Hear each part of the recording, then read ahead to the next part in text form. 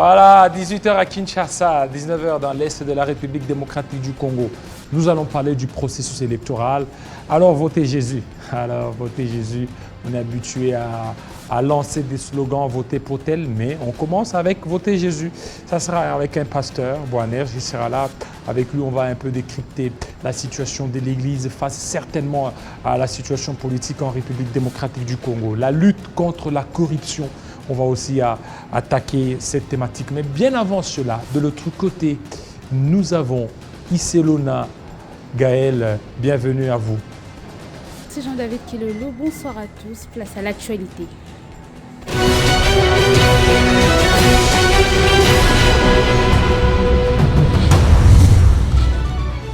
Présidentielle 2023, Moïse Katumbi a entamé son périple au Congo central où il a tenu un meeting à Kimpese en direction de Matadi. Le candidat numéro 3 a promis de résoudre le problème causé par l'actuelle gouvernance. Moïse Katumbi a demandé à la population de voter massivement pour lui le 20 décembre.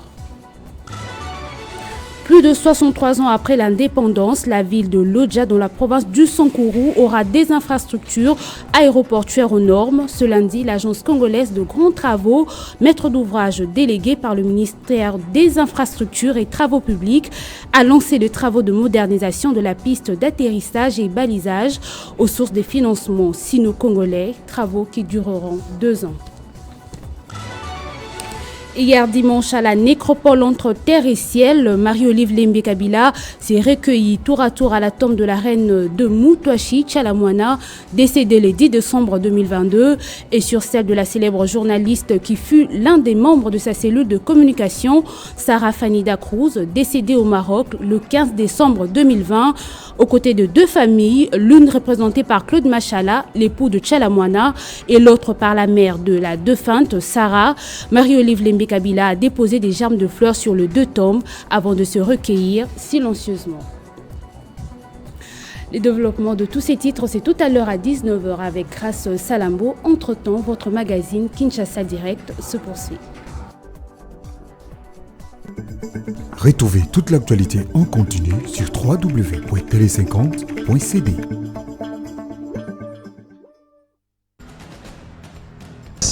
Merci à toi, Iselona, pour cette livraison d'informations. Nous allons recevoir tout à l'heure le pasteur Boanerges Kaseke. On va parler de la politique, mais votez pour Jésus tout de suite.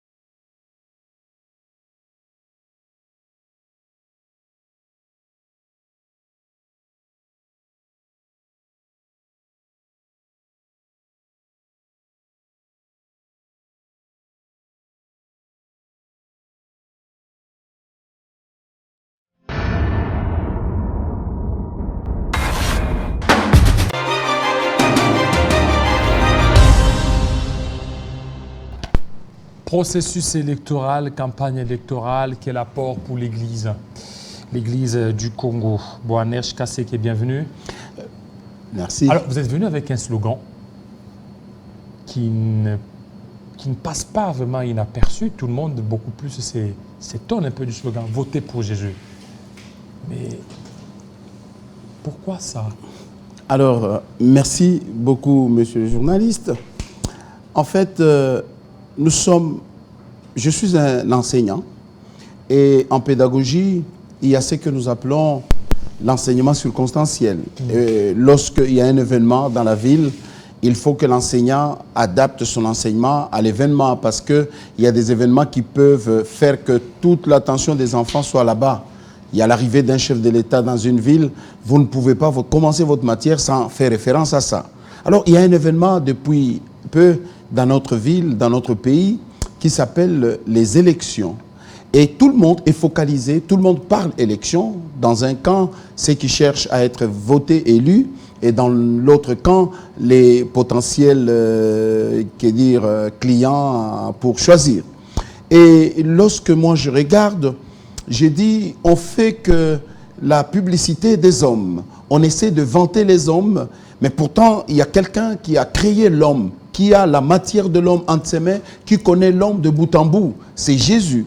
Et je trouvais que c'était le moment de passer à l'évangélisation, de parler de Christ comme pas auparavant, parce que nous sommes dans une période où on demande aux enfants de Dieu de parler de Christ sans relâche, sans excuse, parce que c'est le temps de gagner les âmes. Nous sommes en train d'aller au soir de la vie du monde. L'humanité est en train d'aller chuter. Vous avez trouvé l'occasion, pendant cette période électorale, de lancer le slogan Votons Jésus. Votons Jésus. Oui, parce que tout le monde est dans la recherche de qui va-t-il voter. Et alors, lorsque vous allez voter les gens de ce monde, c'est bien. Mais écoutez, c'est pour une organisation éphémère, temporaire de ce monde. Mais moi, je vous propose un candidat. Je suis aussi un directeur de campagne de quelqu'un. Je bats la campagne pour mon candidat. Et mon candidat, il est un candidat à tous les échelons de postes sur cette terre des hommes.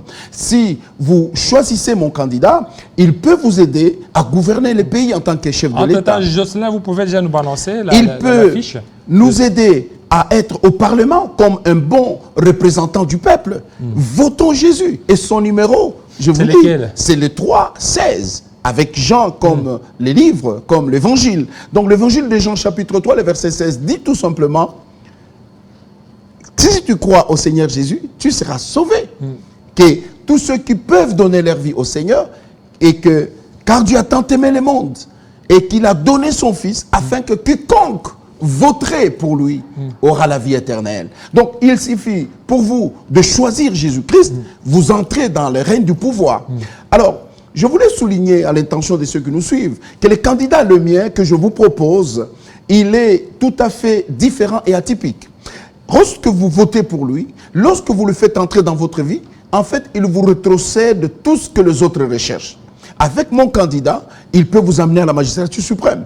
Mon candidat peut vous amener au palais du peuple comme parlementaire. Mon candidat peut vous donner le poste, n'importe lequel que vous voulez, si ces postes correspondent à l'appel qu'il a mis en vous. Parce que dans chaque homme, il y a des potentialités. Vous savez, pour dire que certains de ceux qui sont allés s'enregistrer à la CENI pour briguer tel ou tel mandat, certains n'ont même pas l'appel pour ça. Certains le font à cause d'une maladie qui hante notre pays. Cette maladie s'appelle la pauvreté. Cette maladie s'appelle le gain facile. On veut tous gagner parce qu'on sait qu'en politique, on gagne facilement et beaucoup. Non, il est important de savoir que la politique, c'est une vocation. Et si vous n'avez pas voté au préalable mon candidat, vous pouvez faire de la politique, mais ça sera pour faire souffrir. Et est-ce que c'est à l'occasion d'une activité qui sera organisée par votre église ou c'est à l'occasion de quoi vous aviez lancé C'est à l'occasion des élections organisées au Congo. Ah bon? Donc j'ai pris la balle au bon parce que le Congo parle élection, mais ils oublient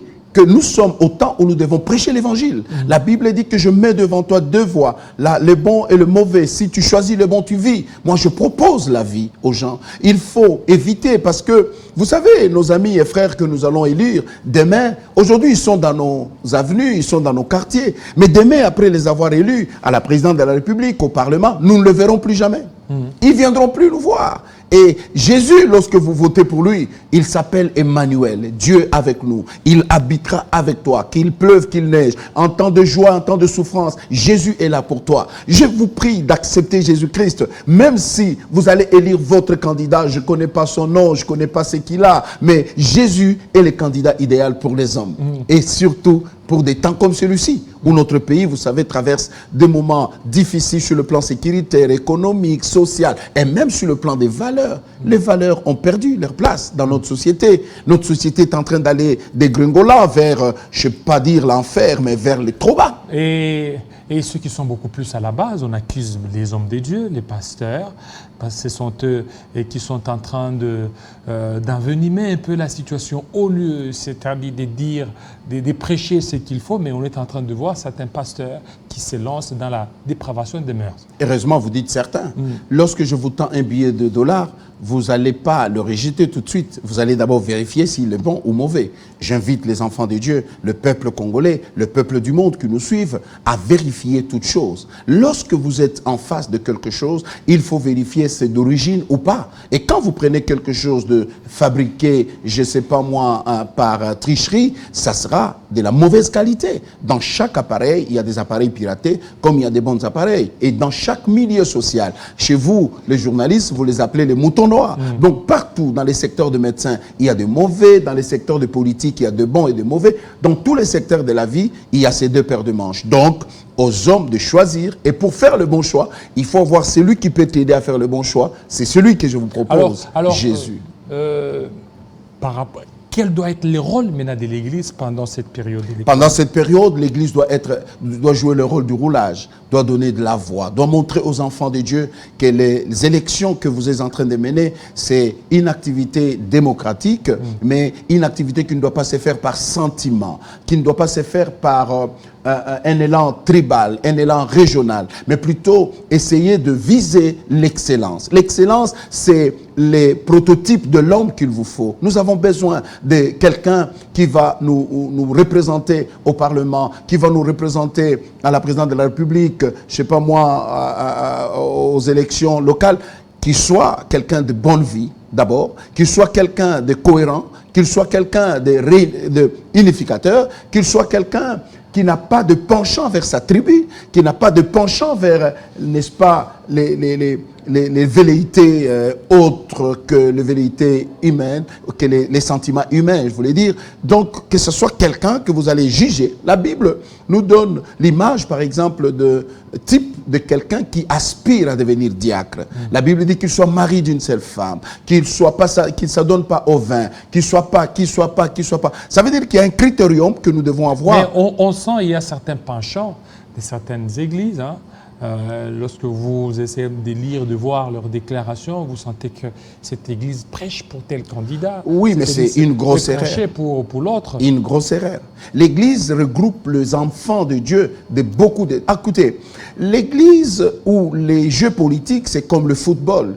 Dans notre église, nous avons des gens de telle équipe et de telle autre. Moi, je ne me mettrai pas en tant que pasteur. D'ailleurs, sur le plan déontologique, je vais vous donner un exemple. J'ai pris comme ça un exemple d'un médecin. Un médecin, il lui est demandé d'être professionnel du début jusqu'à la fin. Même si, pendant qu'il soigne votre père et qu'il constate que votre papa a arrêté de respirer, quand il sort de cette chambre-là, il n'a pas mine de quelqu'un qui a échoué, il n'a pas mine de fatalité, il vient vous réconforter, il vous dit ça va aller, il court un peu, il fait ce qu'il peut, il est professionnel. Est-ce que les hommes de Dieu ne peuvent pas, en ces temps comme celui-ci, être professionnels? Être professionnel, c'est quoi? Éviter d'amener les t-shirts de ces candidats, qui qu'ils soient, dans les églises. Dans vos églises. Éviter de les même inviter. Même s'ils vous donnent des tôles ou des chaises. Mais attendez, nous avions besoin de tôles depuis tous ces temps. Où est-ce qu'il était? Et s'il est chrétien, il ne viendra pas nous donner des tôles maintenant. Il allait les donner depuis longtemps. Et d'ailleurs, je vous ai toujours dit, à part le président Mobutu, je ne connais pas un autre président qui a succédé dans ces pays, qui a construit une église. Vous regardez une église comme ça, on dit c'est tel président qui nous a construit. Le chef de l'État, Mobutu, a construit les églises catholiques partout dans ces pays. Oui, on a senti qu'il soutenait. Mais tous les autres présidents après Mobutu, personne. On a vu Maman Olive qui a construit. Personne. Maman Olive n'est pas président, elle est l'épouse du président. Elle a fait montre de sa foi. et les partenaires. Mais je parle de chef de l'État. Vous trouvez un chef de l'État qui dit, moi je suis protestant, je suis de l'exil, il réveille, je construis de zéro à au-delà. Il faut qu'on le fasse, il faut qu'on le dise aussi, pour que nous sachions que ces gens sont finalement avec nous. Alors, moi je pense qu'il est de bonne loi que le professionnalisme de notre métier en tant que pasteur, de ne pas montrer ses sentiments. Ce n'est pas de l'hypocrisie, c'est parce qu'on veut jouer le juste milieu. Je veux louer les catholiques, vous savez. J'ai suivi l'évêque de Mbujimaï qui a dit l'église catholique n'a pas de candidat. Donc l'église ne vous présente personne. Et ça, c'est depuis 2006. Depuis les premières élections, jusque maintenant, l'église catholique vous dit qu'il n'a pas de candidat. Donc ils ne peuvent pas battre campagne pour quelqu'un. L'église doit à un certain moment... Et face à la politique, l'église peut aussi faire la politique, ou un pasteur... Les frères et sœurs peuvent faire la politique. Un pasteur aussi? Citez-moi un seul pasteur qui a fait de la politique et qui s'en est sorti indemne. Non. Ils sont suyés, ils s'essuient et ça n'aboutit pas. Pour ma part, je pense que la politique active, laissons aux laïcs que nous puissions être là pour les conseiller parce qu'il y a des poteaux là-dedans. Il y a des choses qui ne peuvent pas vous permettre de faire demain l'unanimité, de réunir les gens de gauche et de droite. À supposer que demain, il y a un problème entre l'opposition et le pouvoir et que vous avez des penchants, comment vous allez les réunir pour les corriger, pour les aider à être dans l'unité, pour les aider à prêcher l'unité nationale? Donc moi, j'estime que le candidat que je vous propose, il est le meilleur parce que lui, il prend et les gens du gauche et les gens du droite et il leur montre les chemins à suivre. Merci beaucoup, pasteur Boanej Kaseke, surtout de votre passage, surtout pour cette interpellation faite à l'endroit de nos églises. De nos églises. Merci, c'est moi qui vous remercie, mais je voulais citer en disant, lorsque vous votez les miens, il vous donne le pouvoir. Il dit, voici les signes qui accompagneront ceux qui auront cru. En mon nom, ils chasseront les démons. En mon nom, c'est que quand vous croyez au Seigneur Jésus-Christ, partout où vous êtes, je dis pas aller à l'église, je parle de donner votre vie à Jésus-Christ, qu'il soit le maître de votre vie, qu'il vous conduise, il transforme votre vie morale, il transforme votre vie physique et il fait de vous une nouvelle créature et vous faites que le milieu dans lequel vous vivez soit un bon milieu. Merci. Que Dieu vous bénisse, que Dieu bénisse votre chaîne. Merci, amen. Amen, nous disons amen. Merci. Voilà, notre invité, c'est tout de suite.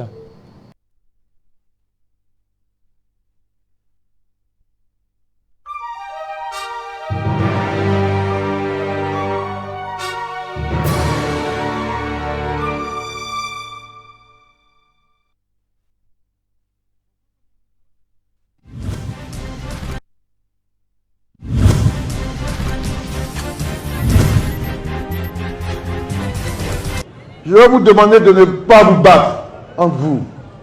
Ne vous détruisez pas. La politique est une chose.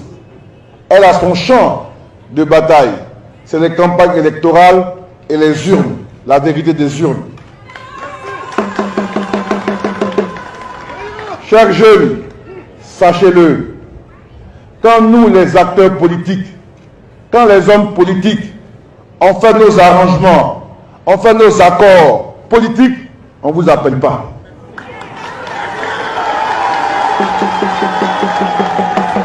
Quand c'est bon entre nous, en haut là-bas, on ne vous appelle pas. Mais quand on a des désaccords, c'est là qu'on vous appelle pour que vous puissiez porter par des batailles de rue ces désaccords. Vous devez dire non à la violence.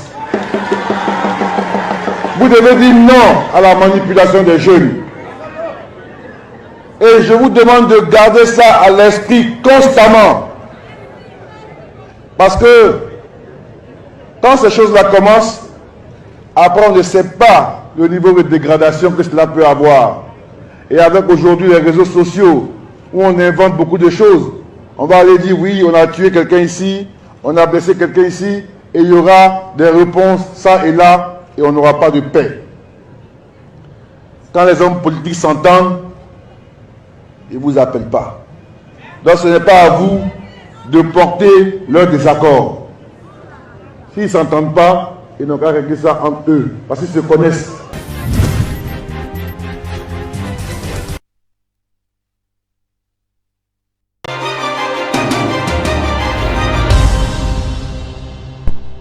Voilà, la journée internationale de lutte contre la corruption, qui est le mécanisme en RDC. Nous recevons pour vous M. Olivier Sambaï, qui est coordonnateur du Cercle axiologique de Kinshasa. Bienvenue, M. Olivier. Merci beaucoup. Voilà, la lutte contre la corruption, ça a été célébré hier.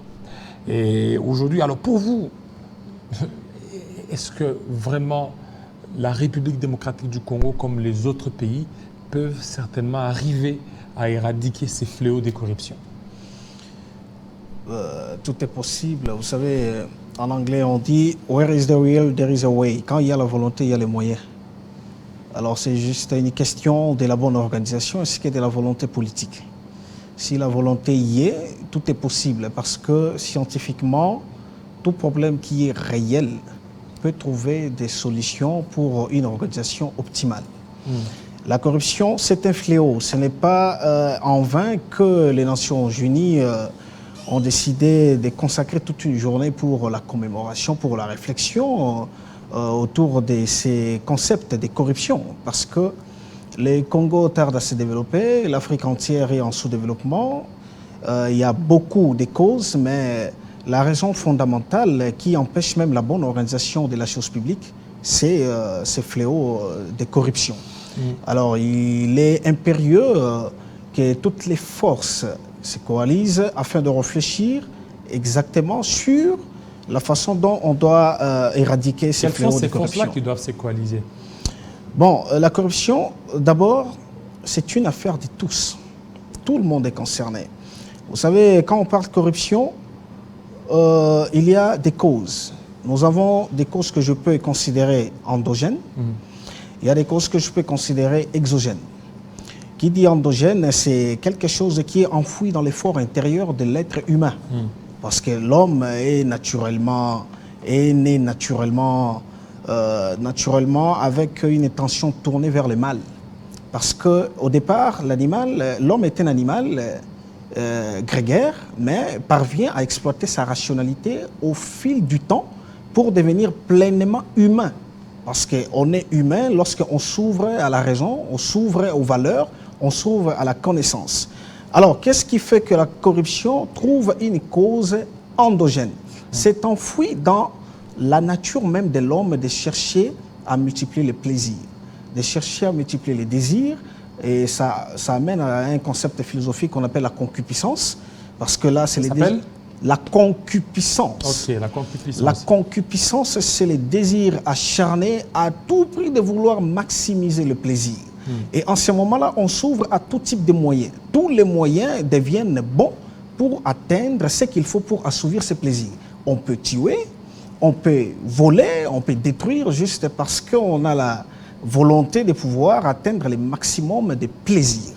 C'est ça la cause endogène de la corruption. Ça concerne d'abord l'homme lui-même qui veut à tout prix maximiser ses plaisirs. C'est la raison pour laquelle il y a l'éducation qui a été conçue comme élément qui recadre l'être humain et l'ouvre à l'humanité. Alors, la cause exogène, c'est en fait la société. Vous voyez, la société, c'est l'ensemble des humains qui sont réunis pour le bien vivre. Et il y a des structures qui sont mises en place, c'est l'organisation de la société. La cause exogène, c'est au fait ce que l'homme constate dans son environnement. Dans la société, on fait appel à la psychologie sociale. Je copie ce que font les autres. Voilà la cause exogène. X avait volé et rien n'a été fait. Et moi aussi, je peux voler et rien ne sera fait. Vous voyez, dans la cause exogène, fait en sorte que je vois, là où je travaille, X est en train de détourner, de contourner les procédures pour offrir un service à quelqu'un d'autre. Moi aussi, je peux le faire parce que je n'ai pas vu la sanction intervenir. Et ça fait en sorte qu'on s'ouvre aux antivaleurs simplement parce qu'on veut atteindre un but. Et lorsqu'il n'y a pas la sanction qui suit, et ça expose comme ça. Voilà les deux causes de la corruption. Autre chose, la corruption, d'abord, il faut comprendre c'est quoi. La corruption, c'est un fait qui représente une antivaleur. La corruption, c'est d'abord une antivaleur. C'est quelque chose qui est contre les normes, contre les procédures, contre ce qui est établi, contre la raison, contre les principes. Alors, lorsque moi je viens pour corrompre, l'objectif que je poursuis, c'est quoi? On m'appelle corrupteur. Le corrupteur a pour un objectif de bénéficier des avantages par rapport à ce qu'il a comme objectif, par rapport à ce qu'il veut atteindre, ce qu'il veut réaliser. Alors, le corrompu, ce qu'il fait, c'est quoi? Le corrompu vise à avoir la rétribution. des dividendes qu'il peut bénéficier par rapport à l'acte qu'il pose. Qu'est-ce qui se passe maintenant? Les corrupteurs donnent à la personne qui a la possibilité de contourner les procédures, lui donne les dividendes ou la rétribution. Alors, la personne qui a la possibilité de bien faire respecter les instructions ou les procédures s'ouvre à une facilité de contourner la procédure pour donner à la personne qui le désire satisfaction. Ce qui veut dire que la corruption intervient en âme et conscience. Donc on s'ouvre à la corruption en âme et conscience. On sait exactement que non, ce que je fais est illicite, ce que je fais est illégal, ce que je fais n'est pas correct, mais je le fais quand même. Donc en âme et conscience, on s'ouvre à la corruption. Alors maintenant, pour la RDC, c'est bien, tout ça, ce sont des théories, mais d'une manière pragmatique, comment on pourra certainement mettre fin à ce fléau? Parce que c'est un fléau du siècle. Lorsque vous allez en Côte d'Ivoire, il y a eu le phénomène épervier, on continue toujours à arrêter les corrompus et les corrupteurs. Ici, chez nous, malgré la présence des IGF, on continue toujours à arrêter, donc ça continue. Donc c'est quelque chose qui est inhérent beaucoup plus à la nature. Exactement. Je fais de la lutte contre la corruption l'un des objectifs de mon ASBEL, le cercle axiologique. Le nom d'ailleurs dit tout, donc l'ensemble des humains autour des valeurs. C'est ça le cercle axiologique. Tout le monde est concerné. Parce que la visée au sein de mon ASBEL, c'est d'offrir à la société des personnes vertueuses. Parce que la vertu étant la disposition constante à toujours bien agir, si tout le monde s'ouvre aux valeurs, aux vertus, la société va se développer. Les problèmes congolais, les problèmes africains, c'est un problème essentiellement éthique. Parce que nous avons des compétences dans tous les secteurs de la vie, dans tous les domaines, mais nous n'avons pas des compétences éthiques qui puissent nous permettre à faire exactement ce qui est demandé, à mettre nos intérêts, nos égos de côté au profit de toute la population. Alors, pour lutter contre la corruption, il faut tout d'abord la sensibilisation. La sensibilisation, ce que je fais au sein de mon ASBEL, parce que il y a un partenariat qui a été conclu avec l'IGF dans le cadre de l'accompagnement des actions de l'IGF. Vous savez que l'IGF fait un contrôle a priori. C'est l'une des méthodes qui a été établie pour combattre la corruption. Alors nous l'accompagnons dans la sensibilisation. Le 9 décembre, Journée internationale de lutte contre la corruption, à la paroisse Fatima, une conférence avait été organisée par mon ASBEL, où j'avais mis ensemble la PLC, l'IGF ainsi que la Cour suprême de justice, mais aussi les scientifiques. La réflexion avait tourné autour de ça. C'était une façon de sensibiliser la population contre ces phénomènes qu'on appelle corruption. Alors, outre la sensibilisation qui ne va pas suffire, parce que ça va apparaître comme étant des discours creux, il faut qu'il y ait un accompagnement politique. Les gestionnaires de la chose publique doivent prendre cette affaire très au sérieux. Eux aussi ne soient pas trempés dans la corruption. Exactement. Parce que quand ils sont trempés dans la corruption, ça sera difficile pour ces gestionnaires de pouvoir combattre ces fléaux. Exactement. C'est ce qui apparaît lorsqu'on peint les tableaux de la situation actuelle, la situation politique au Congo et en Afrique en général. On prend que la tension est tournée vers soi et non vers autrui. Alors que quand on est dans la gestion de la chose publique, il faut d'abord la prise de conscience. Nous devons prendre conscience que lorsqu'on s'ouvre à la gestion de la chose publique, on ne travaille pas pour soi, mais pour autrui. On est là pour servir et non se servir. Et que quand on dit gestion de la chose publique, c'est-à-dire vous gérez une chose qui ne vous appartient pas.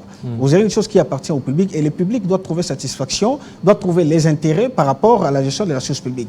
Alors pour lutter contre la corruption, ce que la politique va faire, parce que la politique a la décision pour éradiquer la corruption, ce que la politique doit faire, doit travailler de concert avec la justice, parce que c'est le secteur de la justice qui est fondamental en ce qui concerne l'éradication de la corruption. Vous avez compris que l'IGF a fourni beaucoup de rapports, mais il n'y a pas de sanctions qui ont suivi. Conséquence. Mais parce que d'abord ces gens-là qui reçoivent tous ces rapports, et aussi ils sont impliqués dans ce fléau. Certains sont des corrompus, d'autres sont des corrupteurs, et ça sera difficile qu'ils puissent s'attaquer aux autres. Vous savez, un philosophe, Thomas Hobbes, a écrit un livre intitulé Léviathan. Léviathan, vous savez, un grand poisson marin qui est comme un monstre qui fait peur. Alors l'État, selon la pensée de ces philosophes que j'aime aussi, Thomas Hobbes, était de personnifier l'État comme étant un monstre qui fait peur aux gens afin qu'ils ne versent pas dans les antivaleurs. L'homme, c'est un éternel enfant qui a besoin de l'éducation. Alors, à tout moment, on n'aura pas besoin de la pédagogie, il y a aussi l'andragogie. Il y a des méthodes bien appropriées pour les adultes. Alors, pour les adultes, afin qu'ils soient alignés, il faut qu'il y ait la sanction qui suit. Donc, la justice élève une nation. Dès lors que la justice ne sera pas juste, dès lors que la justice ne sera pas équitable, nous n'allons pas nous ouvrir au développement. Il faudrait que l'homme politique prenne conscience que le développement est les soucis de la population. Alors, pour atteindre le développement, il faudrait que les objectifs tels qu'assignés à un ministère donné, avec la réalisation des projets, il faudrait que ces projets-là aillent jusqu'au bout.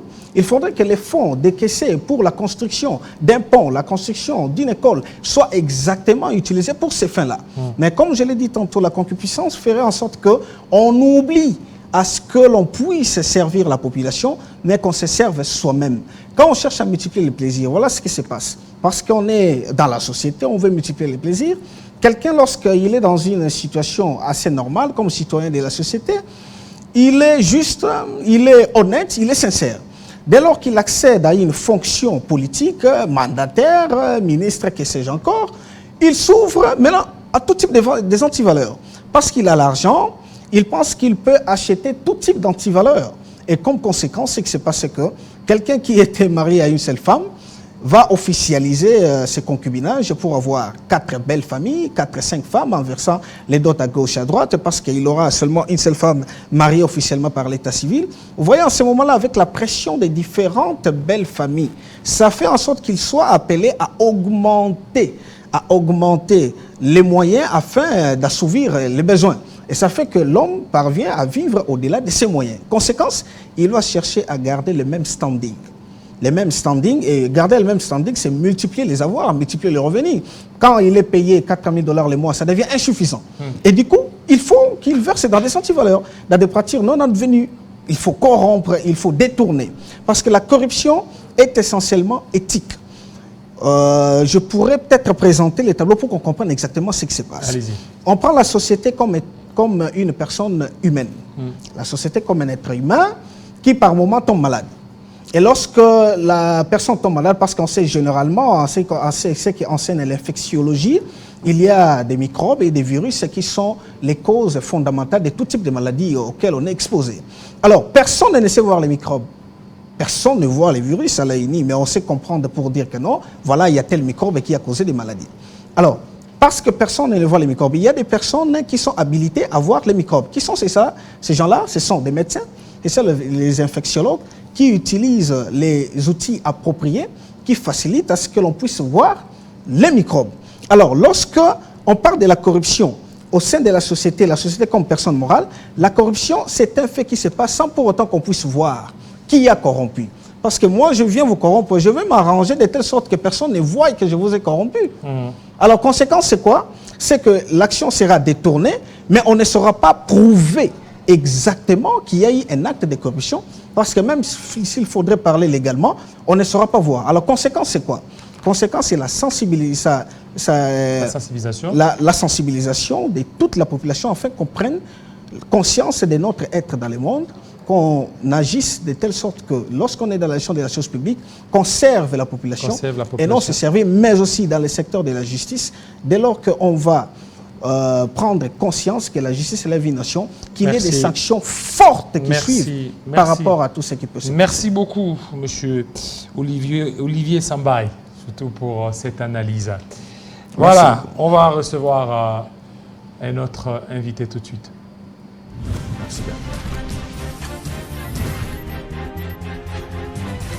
Je mesure effectivement l'importance du travail que nous faisons.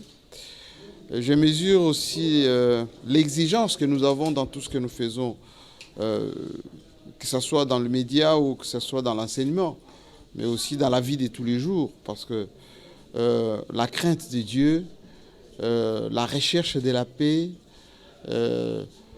la poursuite de l'excellence dans tout ce qu'on fait, ça finit par produire des fruits. Et ces fruits, c'est effectivement cette reconnaissance, cette distinction qui nous qui va désormais nous demander d'être encore plus exigeants, de continuer à être au service des autres, de continuer à exiger que être vivant égale être au service des autres, mais surtout tenir compte et respecter la vie. Voilà. Les médias que nous pilotons, que nous dirigeons, nous permettent effectivement d'accéder à un certain nombre d'informations, de diffuser ces informations auprès des gens, mais ça nous donne aussi une responsabilité d'encadrer. Voilà, désormais, on va s'occuper de tout ceci sous le leadership de notre président, de l'organisation au niveau de la RDC, et je le remercie avec beaucoup d'émotion parce qu'effectivement, on ne le mérite pas tant que ça. Nous ne faisons que le peu que nous avons comme compétences et comme qualité. Voilà, merci.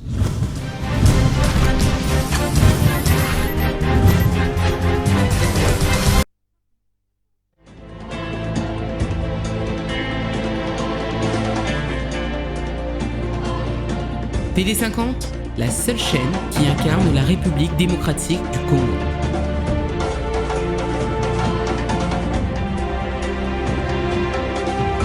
Télé50, simplement congolais.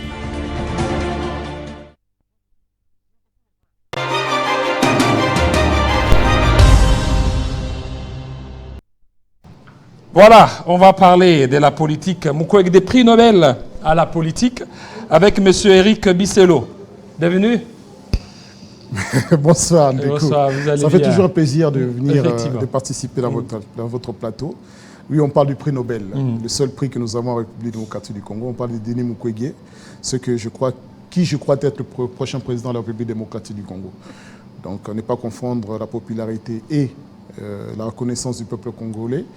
Et le peuple congolais sait à l'égard de qui doit aller sa loyauté, doit aller son avenir et doit aller surtout son amour. Donc, merci. Alors, mais il est où, Denis Mukwege? Il est actuellement à Kinshasa, sans parler qu'il vient d'une grande tournée à l'Est. Il est bloqué, il n'arrive pas à avancer, il n'arrive pas à aller partout comme les autres, comme Katumbi, Tshisekedi. On a eu quelques difficultés là-dessus. Il est vrai, certains endroits, il a été bloqué. On a dû revoir notre parcours, mais il se prépare maintenant à parcourir l'ouest de la République et il le fait allègrement. Mais il est vrai que l'intervention de ce soir, ce n'est pas tant pour parler de son parcours, puisque moi, je suis déjà tout à fait satisfait de ce que j'ai vu. C'est vrai que nous n'avons pas mis les moyens des médias pour relayer tous ces meetings qu'il a fait, mais il a fait plus que le président sortant. Et ça nous rassure. Plus que le président sortant? Oui, en termes de popularité et de gens qui sont venus l'écouter. Mais ce qui est encore plus important, les gens ne sont pas venus par curiosité, ou bien parce qu'on a donné de l'argent. Ils sont venus entendre un projet de société. Et c'est ça, en fait, mon intervention de ce soir. Il est important que nous, les Congolais, que nous ne soyons pas abrutis par les politiciens en herbe, parce que c'est ça, les véritables politiciens, ceux qui n'ont pas de projet à donner aux Congolais. Moi, je suis quelque peu étonné. Intellectuel que je suis quelque part le sentinelle. Et quand je vois que les candidats de la République en place ne sont pas capables de nous pondre un projet de société, capables de dire comment ils vont terminer la guerre, amener la paix, capables de dire comment est-ce qu'ils vont faire le nécessaire pour que nous ayons plus faim et que nous ayons du travail, et capables de nous apporter la sécurité et de la confiance. Parce que si nous n'avons pas de parole, nous n'avons que de vices. Les vices, c'est aussi le fait de corrompre, la corruption, c'est le mensonge. Et moi, je suis quelque peu inquiet que le seul véritable projet de société que nous ayons vu, c'est Denis Mukwege qui le proposait. Et le seul, véritablement, je ne parle pas de démagogie, je ne parle pas de promesses irréalisables. C'est quoi, par exemple, pour Mukwege? Quand tu nous parles, par exemple, sur ces 12 piliers, par exemple, moi, je me suis approprié en tant que candidat de Tchangou, je peux dire mon numéro, allez-y, numéro 526 à Tchangou. 526. Oui, 526. Et je me suis approprié, par exemple, l'aspect sécurité judiciaire et juridique. C'est-à-dire que nous souffrons dans ce pays de la justice et de l'équité des citoyens. Nous souffrons des droits. Les droits de mes concitoyens, de Tchangou particulièrement, ne sont pas respectés. Soit parce qu'ils ont des tresses, ils sont dans la rue, ils se font arrêter, soit par les Oudjana qui sont censés apporter la sécurité, sèment la terreur, soit ils sont dans la sécurité au regard des Koulouna. Et moi, je pense que la sécurité est le socle. L'état de droit, c'est ça. C'est que tous les citoyens soient égaux devant la justice. La justice aussi donne les moyens aux magistrats. La justice aussi donner les moyens aux juges et aux avocats. La justice, c'est surtout respecter les droits des uns et des autres. Et c'est ça ma priorité. Les 12 piliers de Denis Mukwege qui sont assis sur l'ensemble des programmes se reposent sur 3 branches spatialement quand on nous parle de la fin de la guerre. C'est-à-dire que ce qui mine ce pays pendant près de 30 ans, plus de 30 ans, c'est la guerre à l'Est. Moi, je ne peux pas accepter aujourd'hui qu'un candidat vienne, nous dise « Moi, je vais faire la guerre à Paul Kagame ». Nous sommes déjà en guerre. Celui qui est là, pourquoi il ne fait pas la guerre? Puisque nous sommes déjà en guerre à l'égard du Rwanda. Ce dont nous avons besoin, c'est celui qui va nous dire comment ramener la paix et en préservant la vie des intérêts et des Congolais. Et celui qui est là qui doit nous dire, voilà, à travers tous ces efforts, ces énergies, tantôt des Koulouna, tantôt des insécurités, on peut créer quelque chose de positif ou que nous développons l'agriculture, l'économie et que les gens trouvent du travail. Et c'est ça qui est important. Et que quelqu'un qui nous dise, moi je vous regarde dans les yeux, je vous respecte, je viens de vous parler de mon programme. Alors que nous avons des candidats quand même, c'est assez extraordinaire. Candidats présidents de la République ne sont pas venus défendre leur programme, ne sont pas venus parler de leur programme aux Congolais. Et je suis un peu étonné, inquiet. Soit ils ne respectent pas les Congolais, soit ils considèrent que les Congolais sont trop bêtes pour pouvoir comprendre son programme. Et donc il n'a même pas à les défendre. Parce que la présidence de la République, c'est la rencontre entre un homme et une nation. Et cette rencontre-là, c'est les Congolais qui doivent les choisir. Ce n'est pas des intermédiaires. Et je suis alerté parce que je dois dire à la société civile, aux gens qui sont épris d'intelligence, de dire que non, pourquoi nous ne nous approprions pas le plan de paix pour que les différents acteurs politiques qui n'ont rien à proposer mettent ça dans leur programme? Parce que nous avons vu, par exemple, dans un cas, des candidats présidents de la République quitter leur propre position pour aller rejoindre un autre, sans qu'ils nous disent qu'est-ce qui a été enlevé ou à rajouter dans le programme du nouveau candidat. En fin de compte, vous faites des programmes qui ne valent rien. Ou bien vous n'avez pas de programme, vous voulez distraire les Congolais. Parce que quelqu'un qui défend des convictions, il ne peut pas aller se prostituer, il ne peut pas aller se vendre, il doit défendre ses convictions. Ok, je veux bien considérer qu'il y a des alliances, mais ces alliances-là doivent reposer sur des idées, sur les projets de société, et non pas sur l'argent. Et moi, je suis inquiet que la société civile, les Congolais intelligents que nous ne sommes pas appropriés ce projet de société pour dire aux Congolais que qu'importe le président qui va passer, il doit respecter ce programme qui va faire que nous ramener la paix et la sécurité. Est-ce que Mukwege ne regrette pas aujourd'hui? Il devrait garder le mythe là que le Congolais avait de Mukwege, notre prix Nobel. Aujourd'hui, il s'est fourvoyé en politique. Vous savez, la politique, vous n'allez pas sortir indemne, hein? Il ne s'est pas fourvoyé parce que la politique est sale. Mais rien n'empêche à quelqu'un de mettre un peu de la morale dans la politique. Et c'est ce que fait Denis Mukwege. On a commencé à l'insulter par tous les noms. Candidat des étrangers, c'était lui au départ. Candidat de ci, candidat de cela. Mais en finalité, on tourne ça vers quelqu'un d'autre. Il est resté constant. Il est resté fidèle à ça lui-même. Il est resté poli. Il est resté généreux. Il rencontre les Congolais, il parle des projets de société. Il ne passe pas son temps à insulter, il ne passe pas son temps à caricaturer, il passe son temps à rassembler les Congolais. Et je pense que c'est la morale qu'il fallait. Aujourd'hui, certains candidats qui s'est jugé légitimes sont corrompus aujourd'hui. Donc, ils n'ont plus de sens de moralité à nous enseigner. Denis Mukwege est rentré vierge, il sortira vierge. Moi, je parle tout à fait, Fayulu s'est fourvoyé, Fayulu s'est perdu. Il est perdu. Aujourd'hui, non, mais quand je l'ai suivi déjà, au regard même de il ne sait pas dans quel type de régime nous vivons. Il pense que le président de la République fait faire la pluie et le beau temps. Il ne sait pas que le président de la République est cantonné en son rôle. Il pense que c'est à lui, le président de la République, fort, qui doit rassembler le gouvernement malgré que la population décide de donner à l'opposition la majorité. Il ne sait pas dans quel type de régime nous sommes. Et d'autant plus que je suis assez curieux et inquiet de savoir que candidat président de la République, lundi, il peut dire que je ne vais pas aux élections. Mercredi, il dit je ne vais pas aux élections. Vendredi, il dit je vais aux élections. Sans que quoi que ce soit échangé dans ses analyses. Et moi, je crois qu'il fait partie de l'ancien camp, de l'ancien... Alors, il n'y a pas un rapprochement entre Fayulu ainsi que Mukwege? Non. Il peut y avoir un rapprochement. Mukwege, Fayulu peut se reprendre. Il peut tout à fait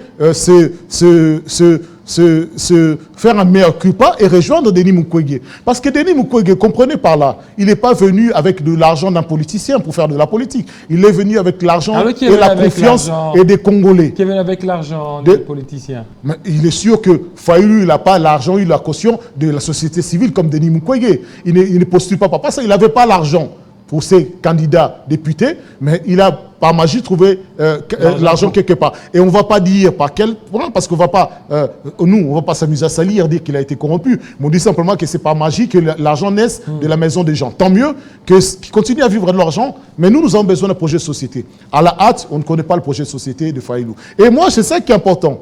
Même aujourd'hui, Katumbi, on ne connaît pas son projet de société. Il vient là mais et vous dit... pouvez faire un projet de société commun. Comme un programme commun. Aujourd'hui, on a vu Délice Sanga qui a rejoint Katumbi. Pour lui, il y a un projet commun de l'opposition. Vous aussi pouvez vous joindre là-bas, vous mettez un projet commun, puis vous vous ralliez derrière un candidat. Ou un candidat se rallie derrière vous. Nous répétons que les Congolais ont choisi quelqu'un qui a les mains propres. C'est primordial. Nous avons choisi quelqu'un qui est en dehors des combines habituelles. Nous avons choisi quelqu'un qui est en dehors des familles. Nous avons choisi quelqu'un comme nous de la société civile. Quelqu'un qui est un pasteur, quelqu'un qui connaît la souffrance des Congolais, quelqu'un dont on ne peut pas corrompre par l'argent ni par le poste. Et parce que le prix Nobel de la paix, c'est au-dessus de tous leurs postes qu'ils cherchent là. Donc, on n'a pas à rallier les autres, d'autant plus que, je vous répète, la confiance qui est donnée à Denis Mukwege, elle est intuitive personnée. C'est-à-dire qu'elle est donnée qu'à Denis Mukwege. Il ne peut pas le transmettre à tierce. Mais son projet de société, il peut tout à fait, c'est pour ça que je dis la société civile doit s'approprier et faire signer les autres candidats de respecter ce projet. C'est-à-dire un projet de paix, un projet où le vice sera éradiqué de la politique, un projet où la fin sera la préoccupation des politiciens. Et moi, je pense que si ces hommes politiques-là arrivaient à mettre un peu de la morale dans la politique, ça irait beaucoup mieux. Et là, nous dirons que finalement, Denis Mukwege n'a pas perdu ni once de son temps, ni même une virgule de sa parabole. Mais je suis confiant parce qu'à ce jour, je vous l'ai dit, sa péripétie a montré que les Congolais sont matures. Ils sont venus sans argent l'écouter.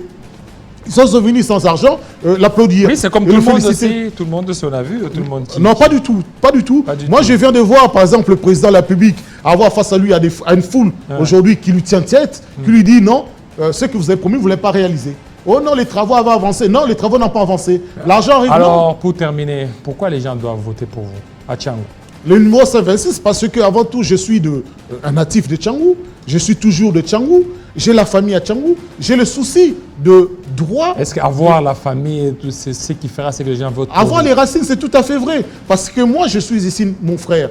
Toi, tu ne supporterais pas qu'un frère à toi soit là-bas à Tchangou, qui soit en insécurité policière, qui soit en insécurité de Kounouna, qui n'ait pas de travail, qui n'ait pas de route, ça ne serait pas supportable. C'est pour ça qu'on appelle ça la sorcellerie. Réussir dans la politique et voir sa famille être dans la pauvreté, être même dans le noir complet alors qu'on est en pleine Kinshasa. Moi, par exemple, pourquoi est-ce que je ne fais plus les plateaux télévisés? Parce que je constate effectivement que ma population, celle qui doit m'élire, n'a pas le courant. Ils n'ont pas les moyens de me regarder dans vos chaînes. Alors, mais cela dit, Télé 50, c'est les chaînes où parlent les autorités. On prend, et aussi des gens intelligents, et c'est pour ça que j'interpelle la société civile, de dire que ne laissez pas passer cette chance et de ne pas nous laisser distraire par des soi-disant nationalités, par des oui, j'ai faim, ou je suis... Non, non, non. Nous voulons déjà un président qui nous respecte. Permettez-moi juste de terminer par cette péripétie. Vous savez à quoi ça me fait penser? Le peuple juif qui a été libéré de l'Égypte, Moïse leur montrait la terre promise, là où coule le lait et le miel. Venez parce que c'est là où il y a la liberté. Mais au milieu du chemin, certains sont fatigués. Ils commencent à regarder l'Égypte. Pourtant, ils étaient esclaves. Oui, je me souviens de l'Égypte où j'avais laissé mon poisson, où j'avais laissé mon matembélé. Je vais revenir. Non, soyons pas bêtes. Regardons l'avenir. Voyons que Dieu nous promette de la liberté grâce à Denis Mukwege. Merci beaucoup. Numéro 15 par ailleurs. Voilà, merci beaucoup. Voilà, merci. Fidèles téléspectateurs, restez branchés sur Télé 50 et à très bientôt. Tout à l'heure, la grande édition de Grâce à Lambo. Il sera 20h dans l'Est de la RDC, 19h Kinshasa. Portez-vous très bien. À très bientôt.